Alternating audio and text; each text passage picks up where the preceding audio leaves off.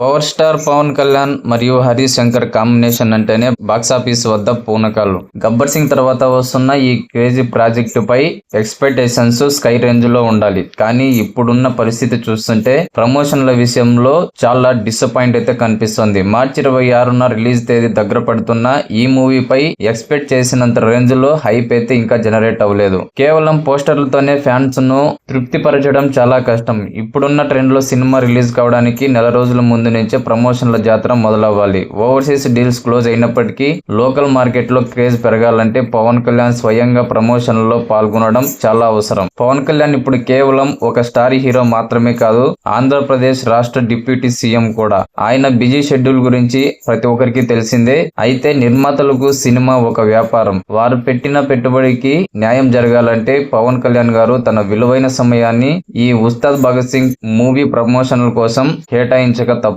గత సినిమాల్లాగా జస్ట్ ఒక ఈవెంట్ కు వచ్చి వెళ్ళిపోకుండా కాస్త ఎక్కువ టైం ఇస్తే మేకర్స్ సేఫ్ జోన్ లకైతే వెళ్తారు. డైరెక్టర్ హరీష్ శంకర్ కూడా ఈ విషయంలో ఇంకా చొరవ తీసుకోవాలి. పవన్ కళ్యాణ్ లోని వింటేజ్ మాసిని చూపించే క్రేజీ కంటెంట్ టీజర్ లేదా ట్రైలర్ వెంటనే రిలీజ్ చేయాలి. నార్మల్ మూవీ లవర్స్ ను కూడా థియేటర్లకు రప్పించేలా ప్లాన్ అయితే ఉండాలి. సినిమాపై బీభత్సమైన బజ్ రావాలంటే ట్రైలర్ లోనే పవన్ కళ్యాణ్ పవర్ ఏంటో చూపించాల్సిన టైం అయితే ఇది. పవన్ కళ్యాణ్ క్రేజ్ గురించి ప్రత్యేకంగా చెప్పక్కర్లేదు. ఆయన చిన్న స్టెప్ వేసినా అది పెద్ద వైరల్ అయిపోతుంది. అందుకే పవన్ కళ్యాణ్ తన పొలిటికల్ వర్క్స్ మధ్య కొంచెం గ్యాప్ తీసుకొని ఉస్తాద్ భగత్ సింగ్ మూవీ కోసం గ్రౌండ్ లోకి దిగితే ఆ ఊపే వేరుగా ఉంటుంది. నిర్మాతలు ఒడ్డున పడాలన్నా, బాక్సాఫీస్ వద్ద రికార్డులు తిరగ రాయాలన్నా ఉస్తాద్ ఖచ్చితంగా దిగి రావాల్సిందే. దీనిపై మీ కామెంట్ చేయండి. అలాగే లేటెస్ట్ మూవీ అప్డేట్స్ మరియు రివ్యూస్ కోసం మన ఛానల్ ని తప్పకుండా సబ్స్క్రైబ్ చేసుకోండి.